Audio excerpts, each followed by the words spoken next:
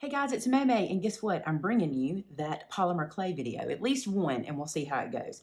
I am no polymer clay expert. I just like to play with it because it's fun, and today we're going to make the easiest earrings you've ever seen, okay? So I have a little wad of turquoise and a little wad of black, and it's not very much, it's kind of scrap, but we're not mixing colors today, so this is going to be easy. If I don't use all of this or if I need more, I can go right back to the block and get more or put it up. And that makes sense if you're playing with polymer clay and you're trying to stretch it, you're trying to make the most of it. Once you start mixing colors together, like for example, look, I played with this one and I mixed and did kind of zebra. Once I do this, I can't add this back to the black or the white clay. But with these guys, it's easy because it's just the regular color of the block.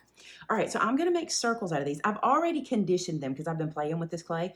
Conditioning it just means softening it up so it's malleable. Because when it comes in the block, let me show you, it's pretty firm in the block. You can see that. And so you have to play with it a little bit to warm it up. So I'm just going to roll this in my hand and make a circle out of this one as well, like so. So roughly a circle. And now we're going to flatten these out. It's so easy, y'all. You're going to need something to be a spacer. I'm going to use these not bamboo, what are they called? Shish kebab skewers. Say that 3 times fast. These are for like barbecue grilling. They're metal and they're about 1/8 of an inch thick. These just happen to be something I had in my silverware drawer that are going to work just fine. And all they're going to do is be a spacer for me so that when I roll this out, I know that my thickness is the same all the way across. Okay. So I've got my little roller. I'm going to put that down and I'm pressing it down to my spacer and rolling this out. This is going to be way more clay than I need for what I'm doing, but it's plenty, okay? So there's my black rolled out nice and thin, the thickness of my spacers. And my earrings today are going to have this as the top. This is a little square cookie cutter.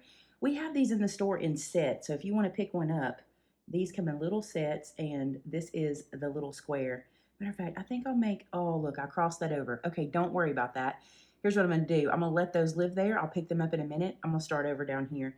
I thought I was close enough, but not too close, but I was too close. So there we go. So I've got 2 of those. We'll just let that ride. We'll just make 1 pair today. And these guys I can pick up because they did not work. I'm going to pick my clay up. I'm working on a ceramic tile. This is one that we have used before in our Cricut classes where we've like done vinyl on this tile, but it works perfect for this too. All right, so let's pick this guy up. I'm going to use my little razor blade for it. All these tools I'm using today, we have in the store. We got these to have in our retail location, and I was doing a store tour, and some of you guys said, hey, we want to be able to purchase those. So we put them into the online store as well. All right, so I'm just going to pick that up off of the surface, and I'm just going to flatten it back out because I kind of moved it around a little bit when I picked it up, but I really am not concerned about that. I don't care if it's got some movement in it. All right, so there's one done. Let's pick this guy up. Just until it will lift up. There we go. And then anywhere where you might have a little piece you need to tuck down or smooth out, you can do that now. But honestly, I kind of like the roughness, so I'm going to just let that be. All right, I do want to pick up this black off of the tile, just like that. And you can clean it with a cloth if you need to as well. Then we're going to go to our turquoise color. Same situation. So I'm going to bring my skewers over, just like this. And I'm going to miss these guys. I'm going to be real careful. I'm going to move this down some. And I'm just going to flatten this out the same thickness as my top pieces for my earrings, my little black pieces up there. So all I have to do is roll this out until it is the thickness of these skewers. And we're almost there. You'll know it when you get there. It stops resisting. There we go. All right. So I don't need these guys anymore, not for this project. I'll put those aside. And now the dangle of my earring is going to be this rectangle. So I need 2 of these because that is going to be what dangles down. Now I'm making super simple earrings today. I thought for my first video out with polymer clay, I would make the easiest thing possible, okay? So that's what I'm doing, easy earrings today. But you can get very fancy with these. So see what I mean by this can go back on the block? Because I didn't mix any colors, I can put this right back on that block and use it over and over again. But once I mix it with something, it's its own person. All right, so let's pick this up off of here. Just like so. So there's the dangle of my earring. Super cute. Move that aside. Let's pick this one up. Now off to the side, I have a toaster oven heating up. So at our old shop, we had a toaster oven, but at our new shop, we didn't need it. So I brought it home to be my dedicated polymer clay oven. I'm not putting this in my home oven. I don't know if you can. I did not look it up. I just kind of like the idea of having a dedicated toaster oven for this because you do have to bake this clay to harden it. All right, next step, we need to make holes for jump rings. So let me bring this guy over. You don't want to move these around any more than you have to. I probably could have just left them alone, but I picked them up anyway. So there's this one. And then let's bring these guys over. And I'm going to lay them on top of each other. This is what the earring will look like. It's going to dangle like this. Like the black piece will go on your ear, and then the little turquoise piece will dangle down. And what I want to do is take one of these. This is a bead skewer. It's actually made so you can make beads and put them on here and then bake them on here. But I'm going to use it to poke holes here for my jump ring. So in the center bottom of all pieces, I want to just come in here. Didn't mean for that to lift up. Don't lift up. There we go. I'm going to come in here and make myself a little hole. And that is going to be what my jump ring goes through. So I'm just going to start by placing the hole. Center, top. Come in deep enough that your jump ring won't pull through the clay, which once it's baked, it's hard enough that it won't do that. Just make my little holes like so. And then one more. I know you can't see what I'm doing. Let me move it. Move my hand. I can't move my hand because I'm going straight up and down. I'll pick these up and show you.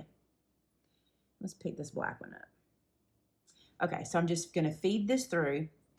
And I just want to make sure that the hole is plenty big enough because I do not want to fight it later. Okay, so that's why I'm kind of feeding it through so that it's big on both sides. You can even put the skewer in on both sides if you felt you needed to. I picked up a piece of fuzz in that one. Okay. Okay, I think those are plenty big enough. Now, some people do those holes after the fact. They drill it with a Dremel. I don't have a Dremel here, so I'm not going to do that.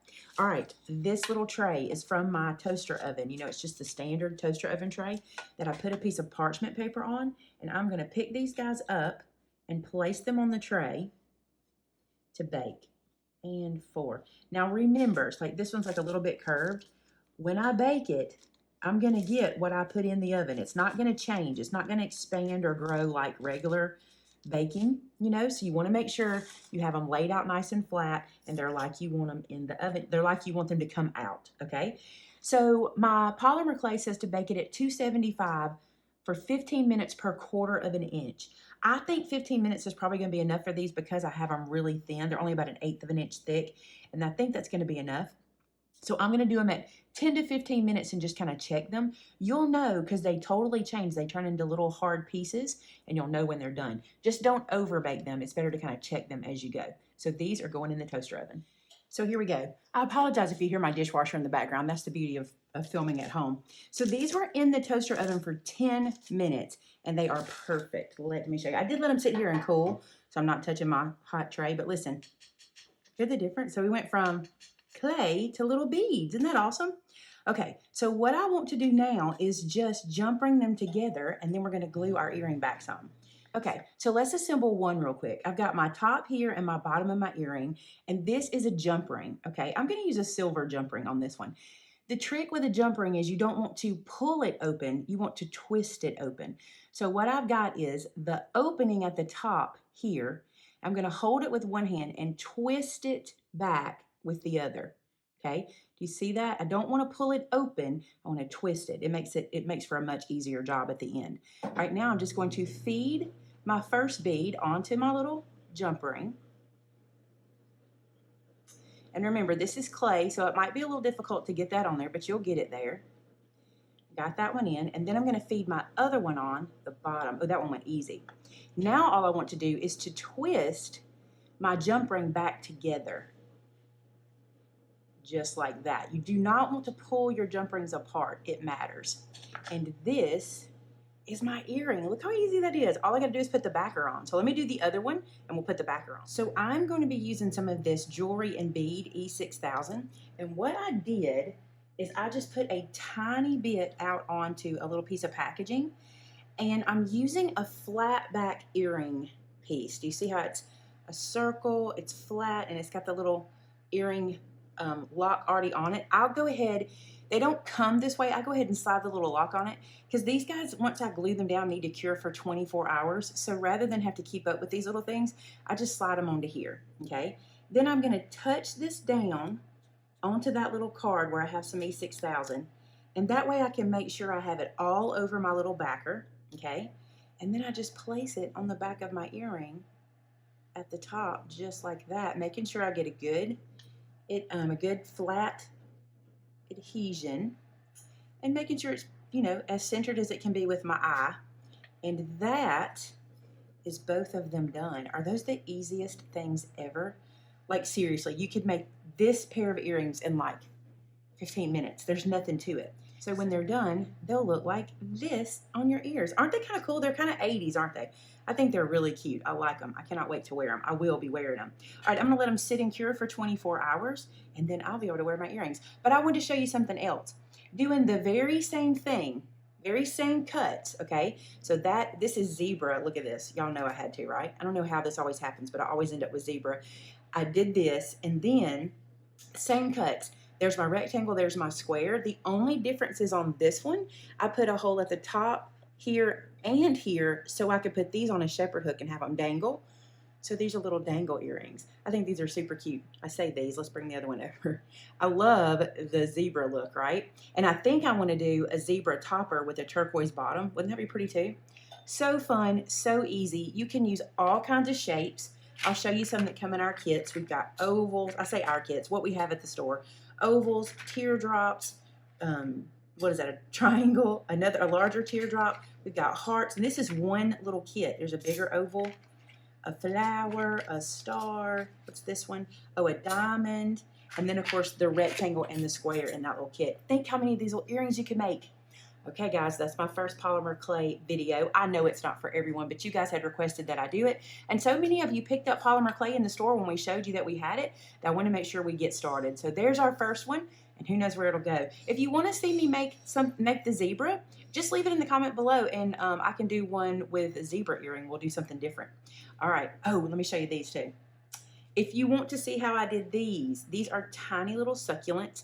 I haven't baked these yet, so they're still soft, but look at these little guys. Aren't they adorable? If you would like to see these made, tell me in the comments. I'll be happy to do it. They're fun and easy to do. All right. Thanks so much for watching, guys. Have a great one. Talk to you next time. Bye-bye.